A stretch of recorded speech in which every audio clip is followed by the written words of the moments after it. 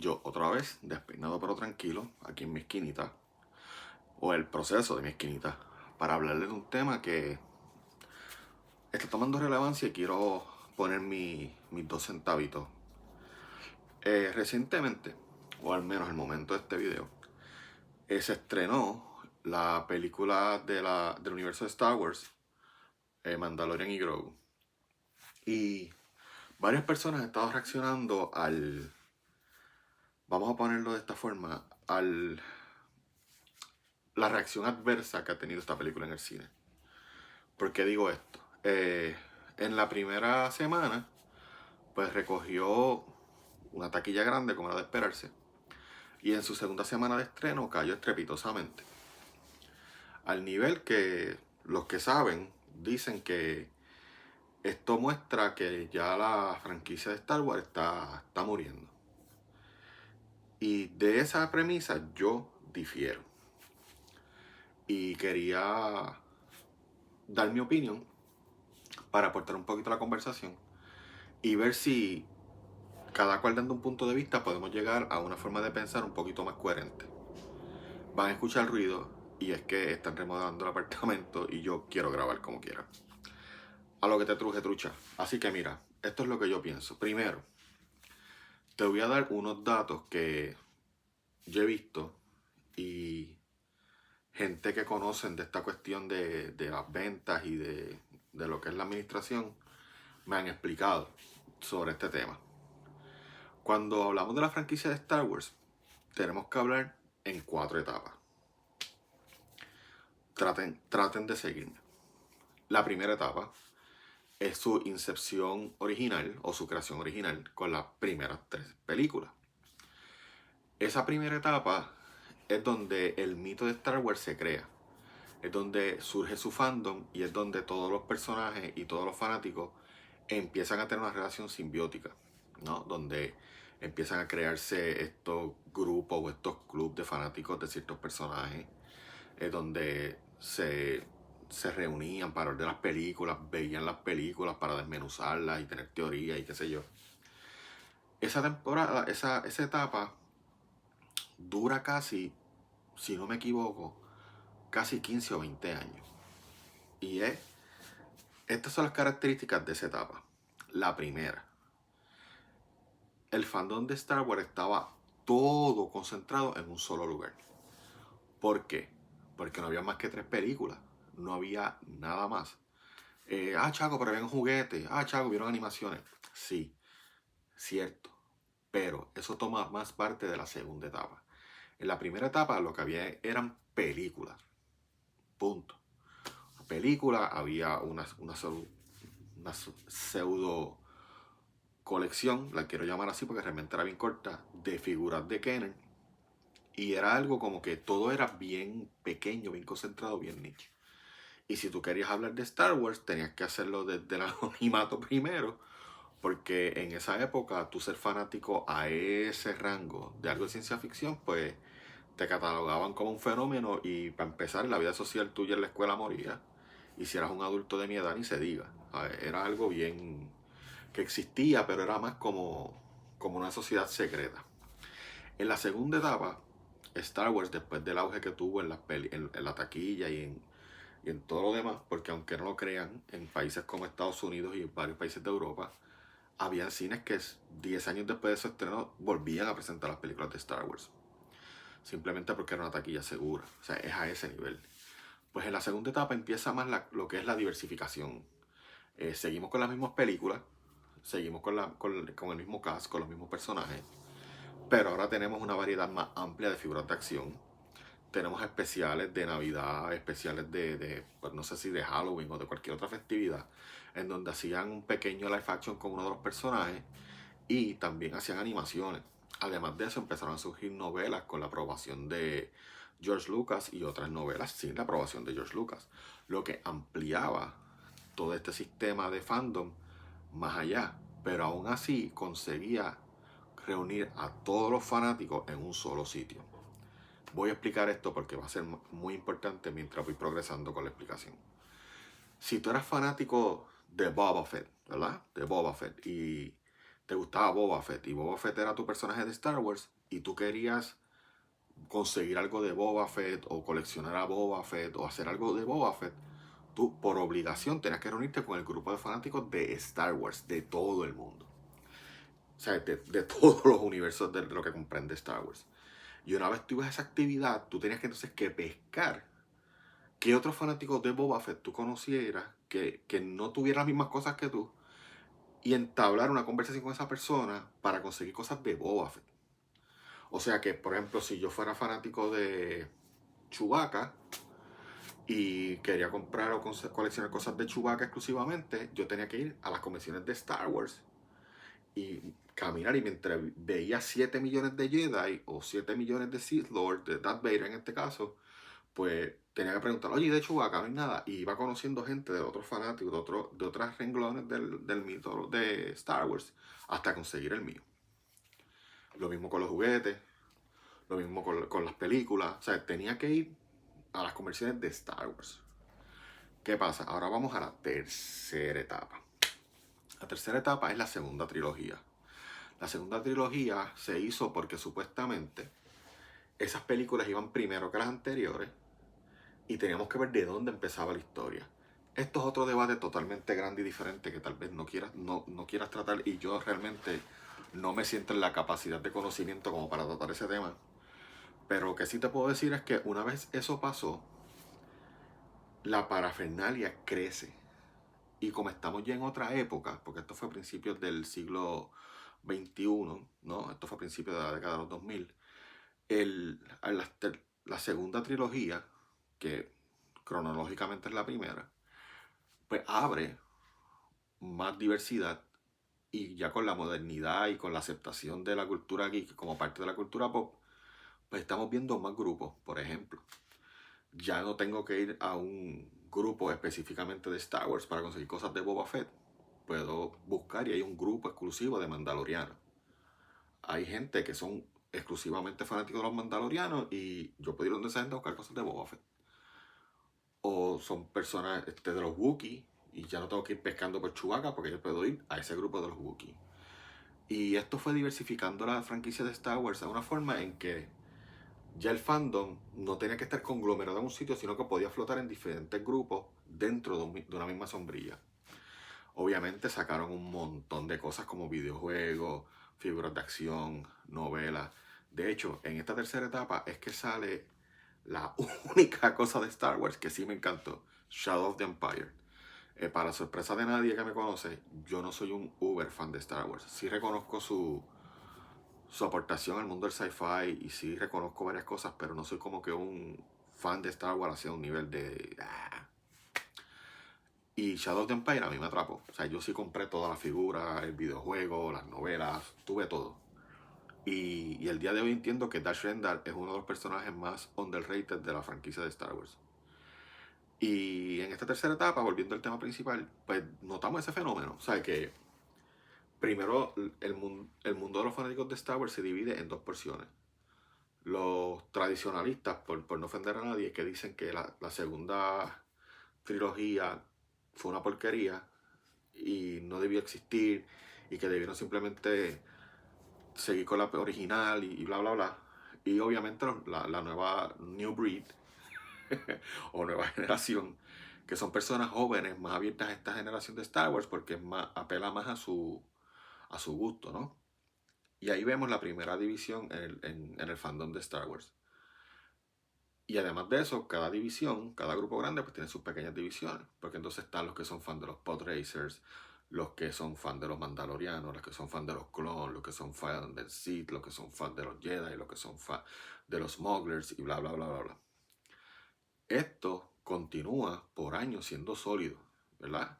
Star Wars parece una cultura sólida, podemos decir hasta una subcultura, y pasa algo que nadie se esperaba, o por lo menos nadie quería ver que pasara, y es el principio de la cuarta etapa, que es la compra de Star Wars por la compañía Disney.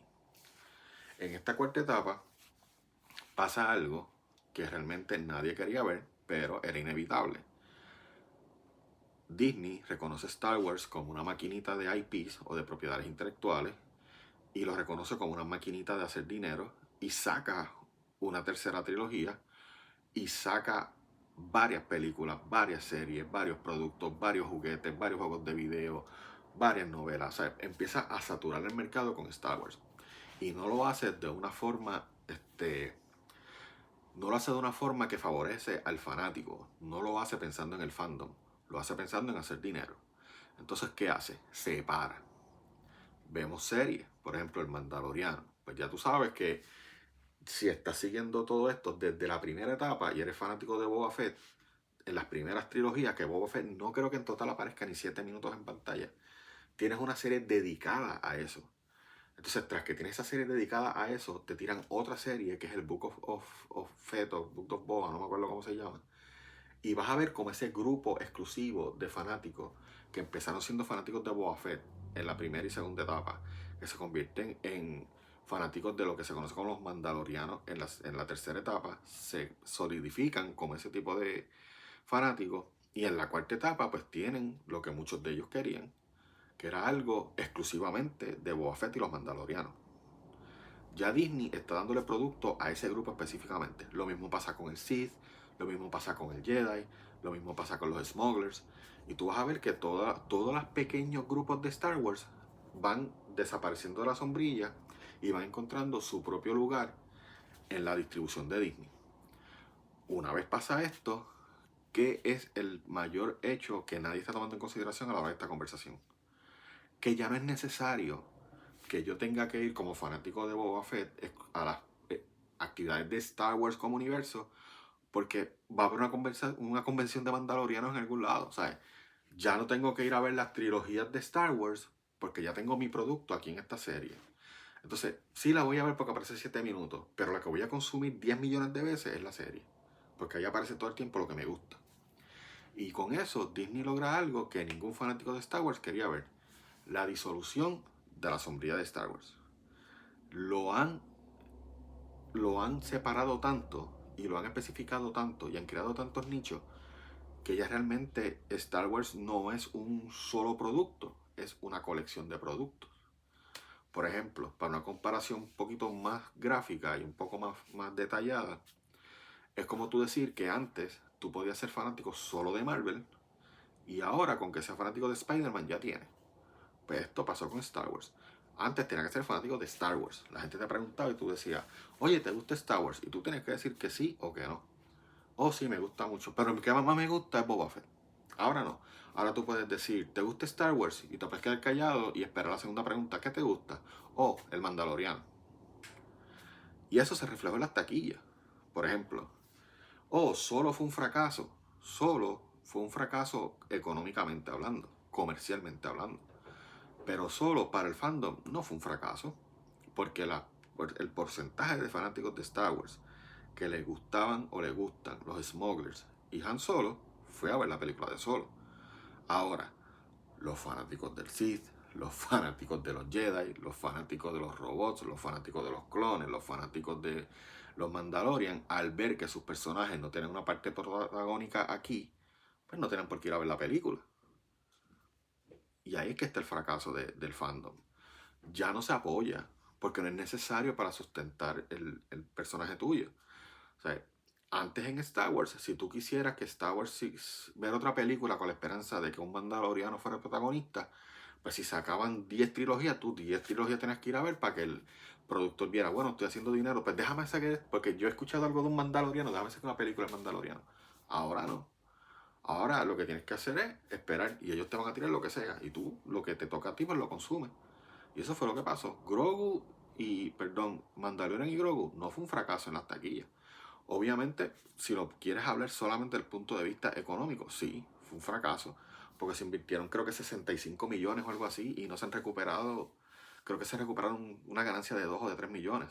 Económicamente sí, pero para el fandom de Star Wars, para lo que supuestamente son los que tocan este tipo de temas, ¿fue un fracaso? No, al contrario, fue una victoria. Es la primera vez que un mandaloriano tiene una película para él solo.